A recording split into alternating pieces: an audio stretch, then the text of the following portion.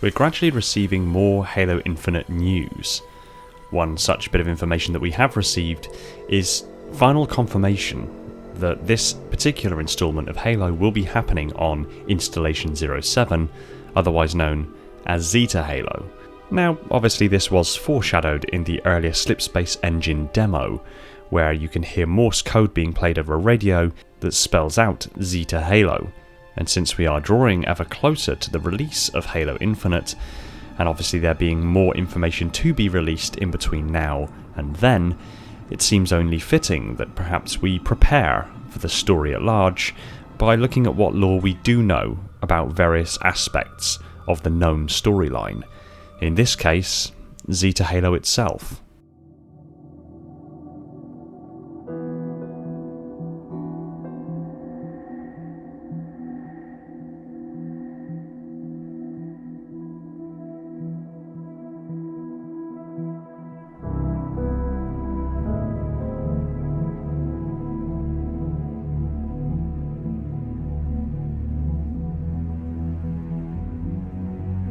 Hey everyone, welcome back to Installation 00, and today we're taking a detailed look at the history of Installation 07, its rich narrative, its darkest secrets, and the very origins of the ring itself. Zeta Halo is actually part of an older, more ancient version of the Halo array. She is in fact the sole remaining installation of the senescent array. 12 halos measuring 30,000 kilometers in diameter, all created at the Greater Ark. Although the Greater Ark has since been destroyed, it is assumed that it bore a striking resemblance to Installation 00, in only that it was 3 times larger. Upon completion of the 12 rings of the senescent array, these rings were distributed throughout the galaxy, with Installation 07 being located in the Sagittarius arm of the Milky Way galaxy, although it did not remain isolated to this location for the entirety of its history. The 12 rings were then put under the control of the Contender-class AI Mendicant Bias, with Installation 07 actually being the home of one of Mendicant Bias's primary extensions to his ancillary core. It was a decent amount of time before this that humanity were actually defeated in the human-Forerunner War and devolved from their technological capability of near equal measure to the Forerunners to their more hunter-gatherer ancient past. And as the Flood continued to spread through the galaxy in the early and mid-era of the Forerunner Flood War, Installation 07 actually played host to this devolved version of humanity. Not the entire population, but a sizable population of ancient humans were homed on the ring. It was also during this time that Master Builder Faber, the person who actually created the senescent array in the first place, managed to broker some sort of deal with the librarian to be able to use some human specimens for experimentation. The result of some of these experiments were a discovery that large portions of humanity seemed to be immune to the Flood.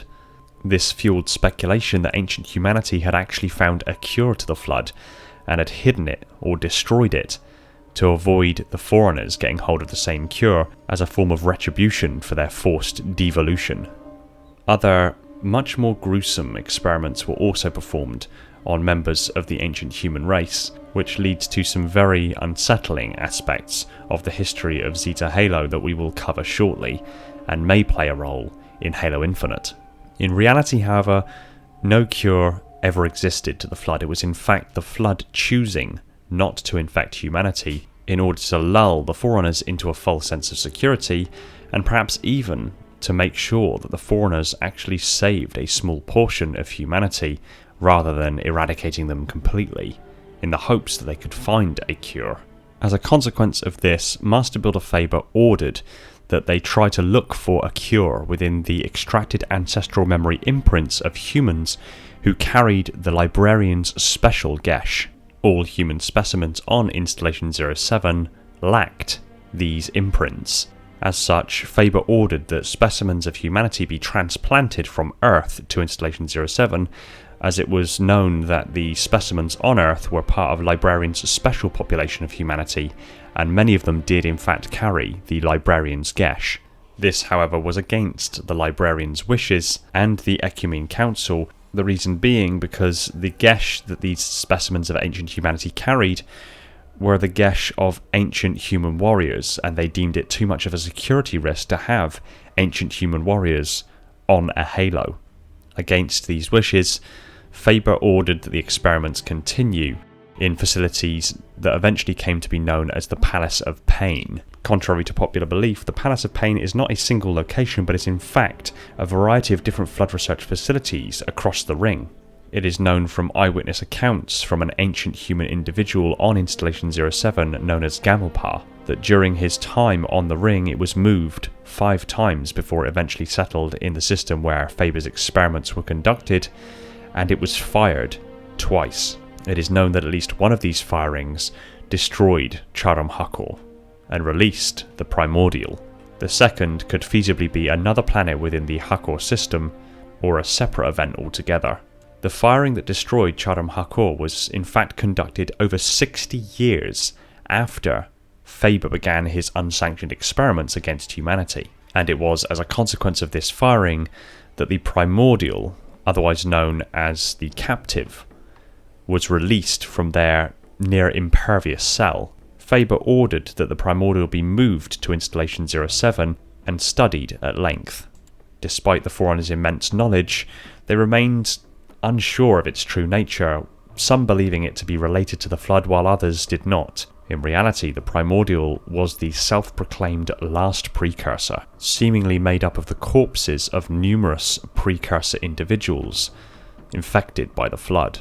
Although this cannot be a foredrawn conclusion because the Flood and the precursors are relatively synonymous, with the Flood simply being a corrupted version of the precursors themselves. And on top of this, the Flood's known deception and lies to benefit its own strategy. Faber then set Mendicant Bias upon the task of interrogating the Primordial.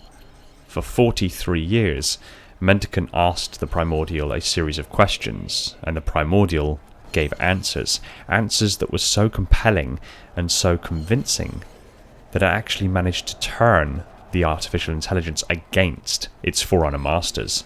The Primordial also managed to manipulate Faber into complying with its plans, even allowing Faber to continue experimenting on humans with the Flood.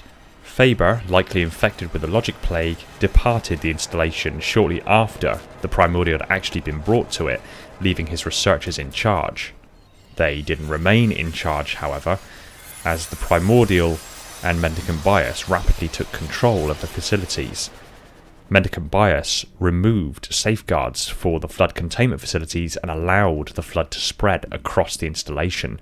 The Flood managed to devour huge swathes of the ring's surface, and the ring was eventually translocated away from its home system and went missing.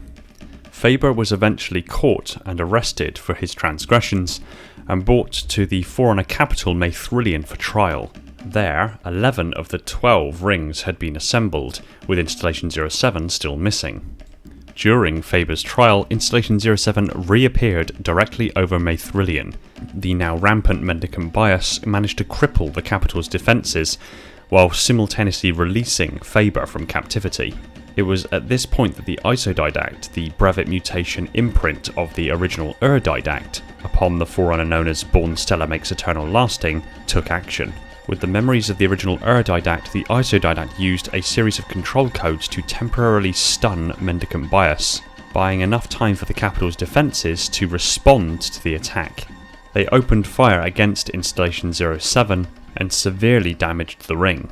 In spite of this damage, however, Mendicant Bias successfully activated the ring's firing sequence at the conclusion of the battle, wiping out all life in the capital system of the Forerunner Ecumene. Immediately following this, Installation 07 retreated again into a slipspace portal and re-emerged in a distant star system at the very edge of the galaxy. This was part of a security measure beyond Mendicant Bias's control in order to prevent the ring from falling into enemy hands. With the fall of Maithrillion, the Forerunner capital, the ring had been programmed to enter a course which would put it on a direct collision with a planet.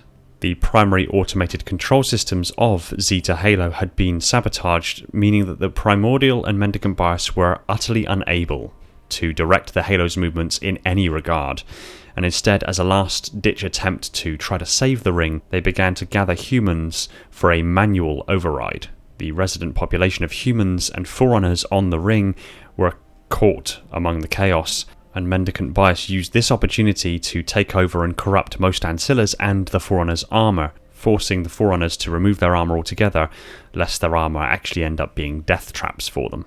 The gathered humans were taken to a facility where Mendicant Bias's core was housed. There, their genetic imprints were removed and they were given a choice to either help Mendicant Bias by reorientating the ring and saving the ring, and then be able to exact revenge against the Forerunners for their forced devolution 10,000 years prior, or to die. Those who accepted were sent to various facilities across the ring to try to enact control over the ring's movements. Humans on their own, however, do not possess the intelligence to interface fully with the ring systems, and as such a Forerunner intermediate entity was required, and this came unfortunately in the forms of Forerunners infected by the Flood and processed by the Composer. These were the entities that linked directly to Installation 07 systems, and the humans who volunteered to help were connected to them, likely via infection with the Flood, forming a grotesque merge of Forerunner and human bodies, resulting in something akin to a proto-Gravemind. This endeavour was ultimately successful in that the ring was reorientated so that the planet would actually pass through the centre of the ring. The gravitational tidal forces, however, would severely damage the ring further. Other measures were put in place to try to limit the destruction, such as moving the foundational plates to the edge of the ring to reinforce the edges, as well as putting in place the hard light spokes and hub in order to stabilise the ring. This was only partly successful in that it managed to avoid the complete and utter destruction of the ring, but severely damaged it nonetheless. The hard light support gave way almost immediately after the planet began to pass through, and the reinforcing foundational plates along the edges exceeded their capacity to manage the strain and gave way. The ring began to bend and distort, with huge gaps emerging from the ring's surface, some of them hundreds of kilometres in size. As this was taking place, the Isodidact appeared above the ring with a fleet of ships. The Isodidact immediately used control codes to shut Mendicant Bias down. He then immediately entered the Cartographer and interfaced with its systems with Chakas at his side. Forerunner dreadnoughts moved to connection points across the Halo in order to give supplemental power, and he ordered that the ring size be reduced by 2/3 in order to save it. The most important facilities, even in these damaged sections, were isolated inside their own slipspace bubbles to effectively make them indestructible. These large sections were then ejected, and the ring was decreased in size. Once the ring had been decreased, these slipspace bubbles were reintegrated with the surface of the ring and dropped, thereby ensuring that the facilities were still in place. A slipspace portal was then generated and the ring translocated to the Ark. The surviving biological species on the ring were relocated to the Ark by the life workers and by the librarian herself. Mendicant Bias's core was shut down and forced to undergo a process to correct its rampancy. The Primordial was captured and put inside a time-locked chamber deep underneath the installation's surface. It was interrogated by the Isodidact, and when the interrogation was over, the Isodidact activated its time lock and set it in fast forward, forcing the Primordial to go through millions, and in fact billions, of years in seconds, causing the Primordial to break down and decompose right before their eyes. A large portion of the Flood, including 10 inactive proto-Gravemind and the Forerunners that were infected by the Flood and then processed by the Composer, were placed in quarantine and watched over by a number of monitors. Installation 07 was repaired at the Ark and then placed in its home system, ready to be used as part of the final Neoteric array, the event which brought around the mass extinction of all sentient life in the galaxy, the receding of large swathes of that life across the galaxy, and the end of the Forerunner Empire. In truth, there is much more narrative to be drawn out of the events and histories of Zeta Halo. This look into its history was more so looking at Installation 07 as its own entity rather than the events happening around it. Although, of course, in order to gain some context on what's happening, sometimes some additional peripheral information is required. The full details of Installation 07's history can be found in the Forerunner saga of books, where the story is told in its most gruesome of details.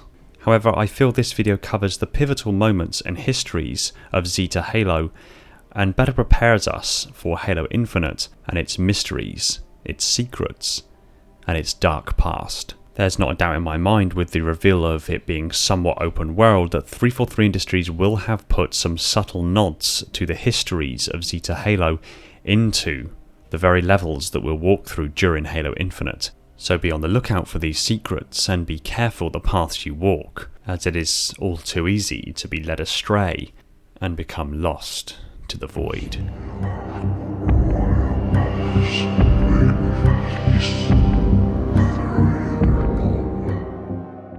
Thanks for watching. Stick your comments down below. I look forward to what you have to say. I want to give a quick shout out to my patrons: Neek the Silent Cartographer, Brian Sebastian, Red Sea Darian, Stalker of the Realms, Falcon X003, Alvin DW, Flaming Halo, and the Revanche, the Holders of the Mantle, my glorious Reclaimers, my loyal Metarchs, and all the other patrons that have jumped aboard to support the channel. You guys are awesome, and all of this wouldn't be possible without you. If you like Halo lore discussed to insane levels of detail, hit that subscribe button and that little bell icon so you're told the second a new video hits the shelves. Be sure to support us on all major social media channels, including Discord. And if you really love the channel, consider heading over to Patreon and supporting the channel over there. It would mean the world to me and would free up more of my time for me to put into this content and other Halo-related goodness. Take it easy, everyone, and find peace in the domain.